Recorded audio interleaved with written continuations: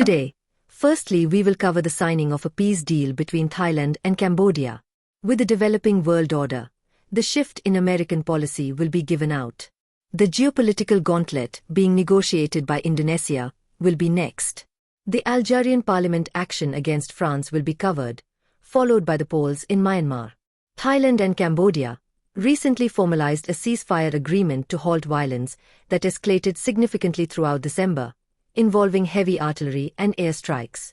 This long-standing territorial feud is rooted in colonial-era maps and disputes over the land surrounding the ancient Preah Vihear temple.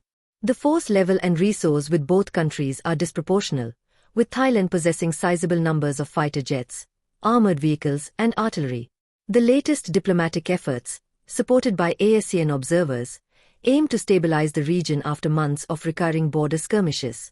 There was a distinct U.S. shift in American foreign policy during 2025, due to which the Trump administration has moved away from its role as a primary supporter of Ukraine. The most pronounced outcome has been a transition toward a transactional approach that treats the conflict as a financial liability, favoring diplomatic mediation over military victory. Beyond Europe, a global trade war involving aggressive tariffs against both adversaries like China and traditional allies. These protectionist actions have caused significant friction within the Western Bloc, leaving the European Union increasingly isolated in its pursuit of Russian sanctions. This may disrupt and shape the international order from the tradition, approaches to unknown territory. In Indonesia, President Prabowo Subianto tightened his grip on Indonesia, marking his first full year in office with a shift towards centralized authority and a more assertive foreign policy. The government is challenged to navigate between the United States' influence and Chinese overtures. The administration joined the BRICS bloc and brought in economic experiments like the Dhanantara Investment Fund sought to modernize the nation. The government scaled back the massive Nusantara capital project in order to manage its fiscal and dependency on other nations.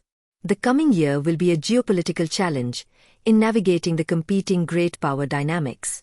In Northern Africa, Algeria's National Assembly has passed a law officially designating French colonial rule as a state crime.